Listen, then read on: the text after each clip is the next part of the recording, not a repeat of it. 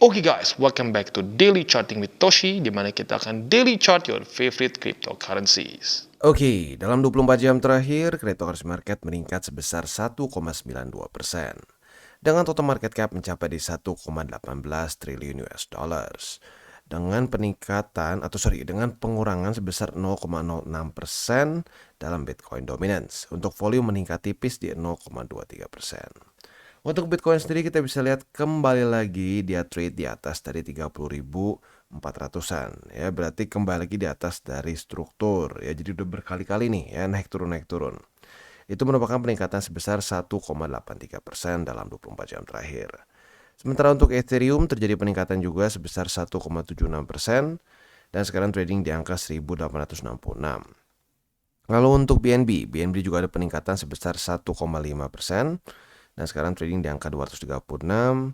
Lalu untuk XRP juga ada peningkatan sebesar 1,85% dan sekarang trading di angka 47 sen.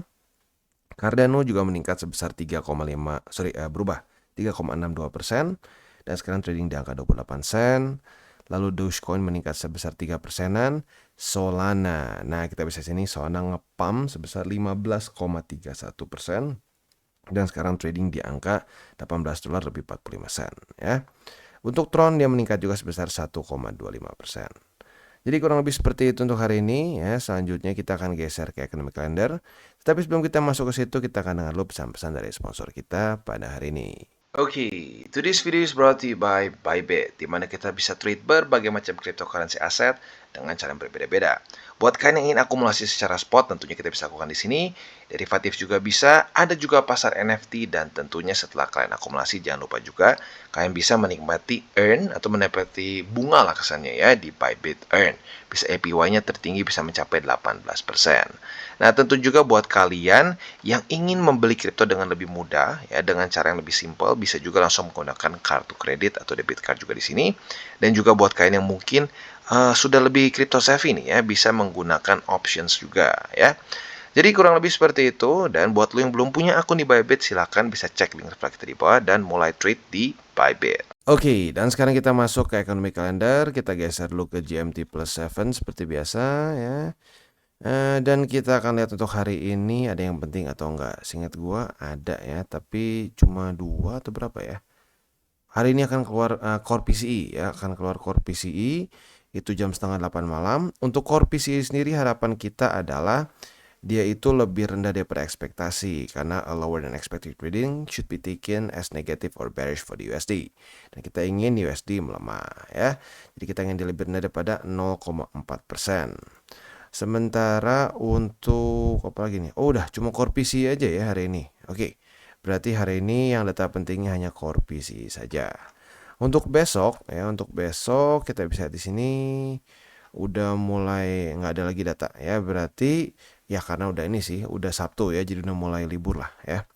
Jadi kurang lebih seperti itu ya. Untuk hari ini masih ada data penting, besok udah lebih fokus ke TA. Dan selanjutnya kita akan masuk ke newsnya. Nah, news kita untuk kali ini ya, ngomongin lagi soal Fidelity. Dimana kita tahu Fidelity ini adalah aset manager ketiga terbesar di dunia seingat gua ya. Nah, kita bisa di sini dia refile untuk spot Bitcoin ETF. Jadi dulu di 2022 seingat gua ya, dia sudah pernah filing tetapi ditolak oleh SEC. Nah, kali ini tiba-tiba dia mulai nge-file lagi. Kemungkinan besar kenapa? Ya, karena BlackRock sudah filing juga dan mungkin dia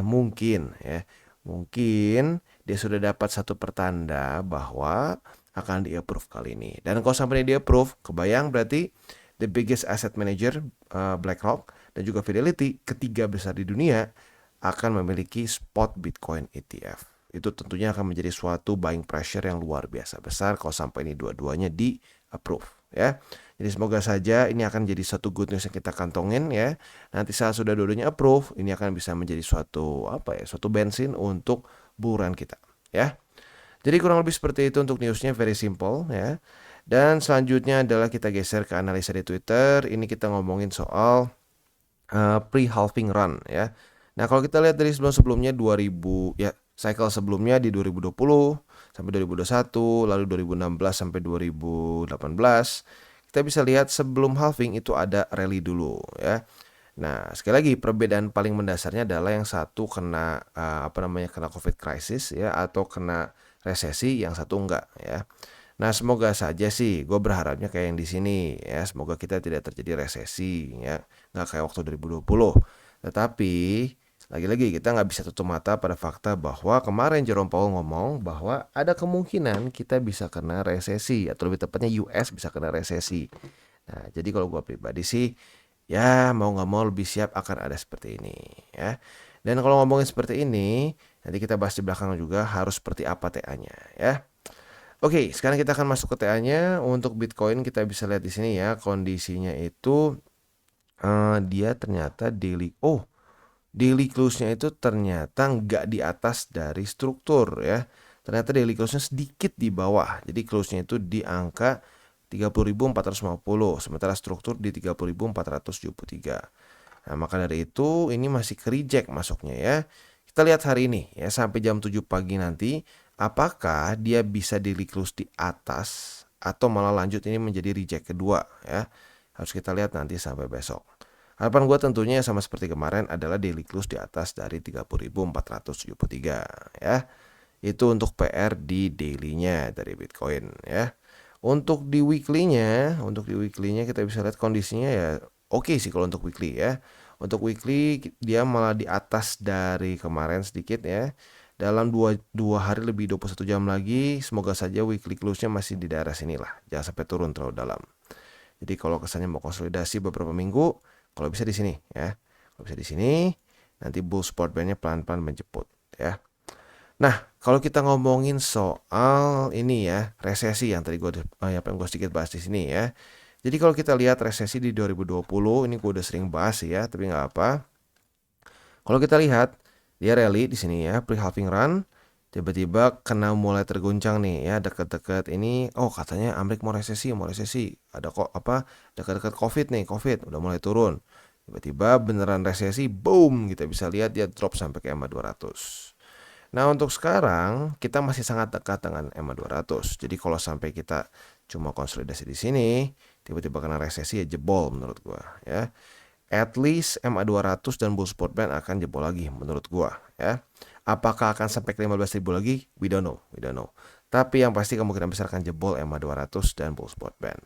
Maka dari itu sangat penting untuk Bitcoin bisa rally dulu ya, setinggi mungkin. Target gua itu di antara 45.000 di sini ya. Ya 46 lah, 46 47 sampai ke 50.000 di sini. Nggak perlu all time high dulu lah ya. Yang penting dekat-dekat situ. Kalau sampai kena resesi, nah ada bantal gitu. Sama lagi kayak di 2020 ya. Di sini dia rally, ada bantal di EMA 200 ya. Jadi kurang lebih seperti itu untuk Bitcoin ya secara overallnya. Selanjutnya kita akan geser ke indeks dolar. Untuk indeks dolar sayangnya kita bisa lihat seperti ini hasilnya ya. Hasil di daily-nya ternyata malah daily close di atas dari struktur dan di atas juga dari EMA 20. Tidak sesuai harapan ya. Dia malah di sini setelah mantul ya, setelah 2 kali retest di 102,05, malah double bottom di sini dan mulai membuat higher high, higher low, higher high lagi ya. Ya, semoga aja mulai kehilangan momentum karena lagi-lagi korelasinya adalah indeks dolar naik, risk on asset cenderung turun. Ya, jadi sekali lagi harapan kita adalah dia bisa mulai daily close lagi di bawah dari 103. Jadi kurang lebih seperti itu ya. Selanjutnya kita akan geser ke buy limit. Tetapi sebelum kita masuk ke buy limit, gue akan disclaimer dulu bahwa semua konten dari Toshi Cryptonesia ini bukanlah financial advice. Ini semua bentuknya adalah edukasi. Lalu bagaimana cara untuk mendukung TCI? Ada banyak caranya. Lo bisa like our video, bisa share our video, atau juga bisa menggunakan link referensi di bawah. Dan buat lo nih, apabila lo perlu hardware wallet, lo bisa pertimbangkan untuk beli di Encrypt. Kenapa? Karena Encrypt ini adalah authorized reseller dari berbagai macam brand yang ada di sini. SafePal, Cool Wallet, ada juga OneKey, Trezor, dan lain-lain ya. Nah, jadi kita nggak perlu lagi deg-degan mikirin, aduh ini real nggak ya? Aduh compromise nggak ya? Tenang, semua masih di seal dan mereka memang benar-benar authorized reseller ya. Oke, sekarang kita akan balik lagi ke buy limit. Dan untuk Bitcoin kita bisa di sini ya. Buy limit pertama bolehlah sekarang kita pakai lagi yaitu di 30.473 karena walaupun daily close-nya nggak di atas dari struktur tapi sekarang harga runningnya di atas. Jadi bolehlah buy limit pertama di 30.473. Buy limit kedua masih di 29.489. Buy limit ketiga di 28.802 ya. Jadi kurang lebih seperti itu untuk Bitcoin secara spot. Untuk posisi futuresnya kita bisa lihat sudah terjadi retest 1 dan retest kedua di 30.473. Jadi kemungkinan besar lu sudah punya posisi short di sini kalau sesuai dengan SOP ya. Nah, tinggal kita lihat besok pagi jam 7. Apakah daily close-nya itu di bawah atau di atas dari struktur 30.400-an. Kalau dia ternyata di bawah, ya sudah posisi short kita pertahankan. Target TP kita bisa kita pilih 29.800 atau 29.900 lebih tepatnya. Atau boleh juga lebih agresif di 29.489. Untuk posisi longnya tinggal kita balik logikanya. Retest 1, retest 2 di 29.800-an sebagai support. Kita bisa buka posisi long dengan target TP di 30.473. Jadi kurang lebih seperti itu untuk Bitcoin. Oke, dan sekarang kita masuk ke Ethereum. Dan untuk Ethereum kita bisa di sini ya. Buy limit pertama sayangnya tidak di retest ya, atau tidak di retest untuk kedua kalinya. Jadi buy limit pertama masih aktif di sini. Buy limit kedua di EMA 20 dan buy limit ketiga sekarang kita geser naik ke atas karena EMA 20-nya sudah semakin jauh dengan 1780. Jadi ini adalah buy limit ketiga kita 1780 ya. Jadi kurang lebih seperti itu untuk posisi spot Ethereum. Untuk posisi futuresnya sayangnya kemarin karena tidak terjadi retest kedua, maka kita tidak punya posisi long ya. Jadi masih sama sih sebenarnya setupnya. Untuk posisi shortnya juga masih sama. Retest 1, retest 2 di 1909 sebagai resisten. Kita bisa buka lagi posisi short ya. Untuk posisi longnya karena kemarin masih belum kena, berarti harus retest 1, retest 2 lagi ya. Target TP-nya tinggal dibalik 1909. Oke, dan untuk Binance atau BNB kita bisa lihat kondisinya dia terpantul di 230,8, which is good ya. Nah, untuk ini berarti posisi spot kita yang tinggal tersisa lagi-lagi tinggal di 230,8. Untuk posisi futuresnya bagi lu yang agresif kemarin sekarang sudah nyaris kena target TP ya, retest 1, retest 2. Target TP di EMA 20 atau di 240,2 ya. Jadi ya buat lu yang sudah punya posisi long di sini jangan lupa pasang TP-nya ya. Nah, untuk posisi shortnya tinggal kita balik logikanya. Retest 1, retest 2 di EMA 20 atau di 240,2. Kita bisa buka posisi short dengan target TP kita di 230,8. Dan kita masuk ke Cardano. Untuk Cardano kita bisa lihat di sini ya, buy limit yang tersisa untuk Cardano sebenarnya masih banyak sih ya. Buy limit pertama belum berhasil di reclaim, tapi karena runningnya sekarang di atas bolehlah, lo boleh pertimbangkan untuk buy limit EMA 20 untuk buy limit pertamanya. Buy limit kedua di 26 sen dan buy limit ketiga kita di 25 sen. Untuk posisi futuresnya apabila terjadi ya sayangnya kemarin nggak jadi langsung ini ya retest kedua. Mungkin yang sekarang kita sedang punya tuh malah posisi short. Karena retest 1, retest 2 sudah terjadi di EMA 20 sebagai resisten ya. Nah, target TP untuk posisi short yang sudah kita pegang ini adalah di 26 sen. Sementara untuk posisi longnya tinggal kita balik logikanya. Retest 1, retest 2 di 26 sen sebagai support. Kita bisa buka posisi long dengan target TP kita di MA20. Dan sekarang kita masuk ke Matic. Untuk Matic kita bisa lihat di sini ya, buy limit ketiga sayangnya kemarin nggak di retest lagi ya, dan berarti masih sama untuk posisi spotnya yang tersisa untuk Matic masih tinggal di 60 sen ya. Jadi kurang lebih seperti itu untuk posisi spot di Matic. Untuk posisi futuresnya lagi-lagi kondisinya mirip seperti Ethereum. Retest 1 sayangnya tidak terjadi retest kedua. Jadi kemarin kita nggak dapat posisi long, padahal kena target TP kalau kita buka ya. Ya udah, artinya belum rezeki ya.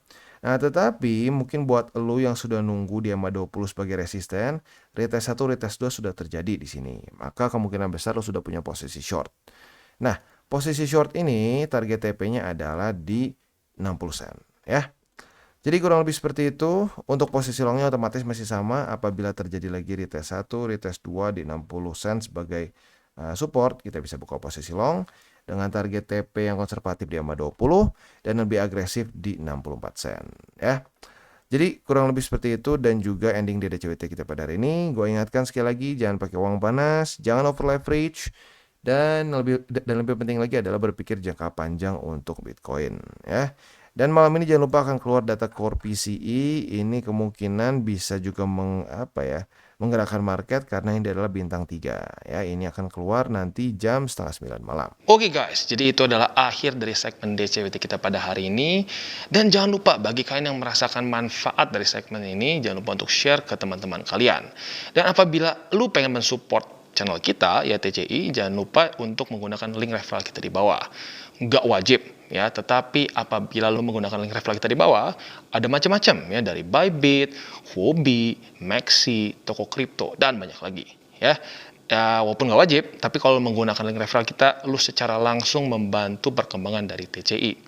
Dan satu lagi, jangan lupa juga untuk join Telegram group kita, di mana kita bisa ngobrol-ngobrol santai mengenai dunia cryptocurrency secara 2 arah. So, jangan lupa untuk like, subscribe, click the bell icon, and see you on the next video.